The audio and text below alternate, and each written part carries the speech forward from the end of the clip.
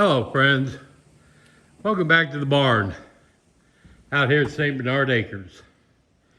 This is Saturday the 29th and it's getting ready to rain, so I got to bring everything in. Today's project was getting the barn straightened out again so we can start building the walls in here. And I had to have some room because we're going to build the walls in 10-foot sections, and they will lean up against the post right there. They'll lean up over there. Those are the floor joists, the wall sections that go next to it. I cleared out a 10-foot section there. I cleared out an area here. You can see all the lumber. That's all the two bys I need to do the exterior walls. And I got a bunch of, this is all stuff that I bought at Lowe's, you know, marked down stuff. That's all treated lumber that I can use. And then all that trash I got to load in the back of the truck. Two sides there. A lot of that stuff is going to the dumpster at work.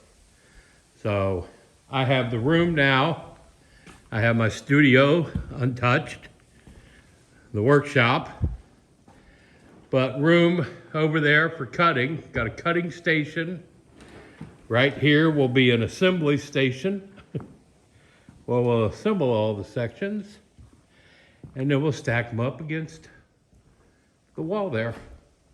And I'll have, over the next couple weeks, I'll have all the wall sections done, framed, and all the floor joist sections framed. And all of the plywood flooring, sheathing, roof sheathing, wall sheathing, siding, all that, I'm gonna store in the bottom of the barn because I'll have the forks for the tractor. And I'll be able to take them in there. And then instead of moving one sheet at a time, like I've been doing it, I could put 20 sheets on the tractor on the forks and pull them out and take them up to the house build. So yeah, it just makes everything even that much more easy. But I wanted to show you before I had to bring those back in. And what I have to do, obviously, every time we come out to build walls, I'll have to move the tractors out. And, we can go to town. I can bring it back in here when we're done. But still plenty of room in the barn. And I was going to set my solar up because I got to get to charging batteries. And I forgot I had to use those MC4 connectors I had to fix the wires in the power shed when I broke them with the tractor. So I got to order some more. I need spares anyway because I do dumb stuff. But yeah, wasn't much point in video of me moving stuff around and cleaning stuff and sorting stuff and throwing stuff away. But yeah, we're ready to rock and roll now. Get some walls going. Man, I'll show you. We got some rain. Let me.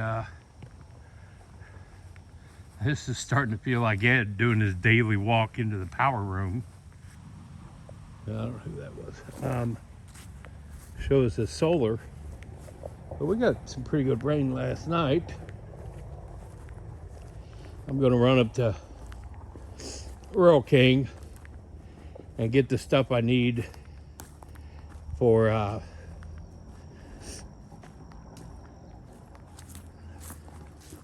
putting the overflow on these tanks, because we're getting ready to rain again. You can see I just felt a drop or a bug. But yeah, look how much they came up since yesterday. Yesterday they were right here, but what I've got is there's 225 gallons, so I'm probably at 250 gallons. I've got 1,000 gallons of water back here now. And it's getting ready to rain some more and they'll fill completely up. So I gotta get the overflow going, get my bung holes screened. And this is a efficient working rain catchment. That's what I was waiting to make sure. No drips. No leaks. Damn. Damn, I'm good. All right, I'm back out here at the rain catchment system. These are my totes. Pretty full. What I've got to do, in order for this to work, there has to be air, an air hole in the top of these tanks, so that as they fill up, the air can come out. And if I didn't have that, then only one tank would fill. The other 3 tanks wouldn't be able to, because there's nowhere for the air to go as the water builds up. So they have 6-inch lids on top of them. But each one of those lids has a bung hole, a 2-inch bung hole. That's a barrel term. Barrels have bung holes. I don't have a bung hole wrench, but I only need a small hole for the air. So what I'm going to do, I can't get these bungs out of here. I'm just going to drill a hole through it, hopefully.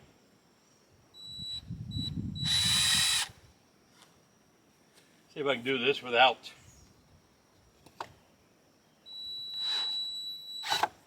Yeah, that was easy. So we got a hole there. That's all I need. I need air to be able to escape and come in to help push them out. So each one of these, I'm going to drill the hole out.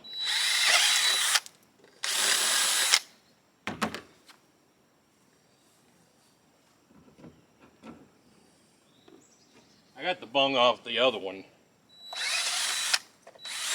That had a little device in it. I don't know what it was, but I didn't need it. Because I believe this is a vent of some sorts. So what I'm going to do now, the reason I got to do this, I don't want bugs and stuff to get inside that 6-inch opening. So I'm going to put a screen over it, screw these lids back down, and that right there, nothing will be able to get into it. Air will be able to escape and come into it when I need it. So I have some extra screen here. And I'm just going to take this dude and cut it to be a square.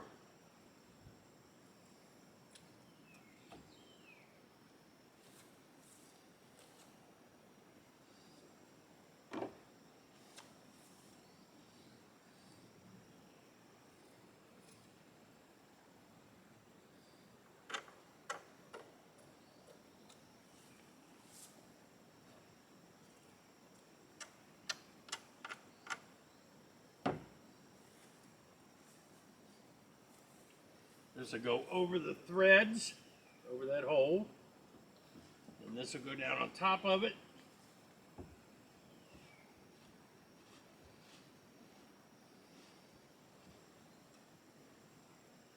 And I just screened my bung hole.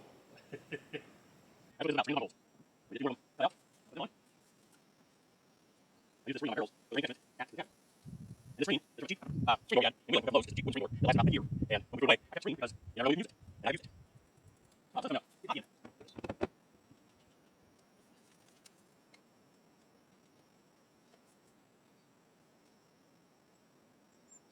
That's actually level. This already has. That already has 3 minutes with those. Those screen. All level. Everything in, everything out. This is working. That was the final thing I need to do. Was get those screen in. And it's worked. So everything's great. Alright, that's what it was. Fine enough. But you know, sometimes you got to start building a system and making sure it works. I'll do that when it works. So rub it now.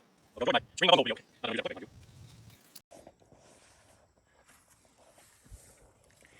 That one already has the screen in it with the hose. Those are now screened. All the bung holes. Air can get in, air can get out. This is a working rain catchment now. That was the final thing I needed to do, was get those screened in. And it's perfect. So everything is working great.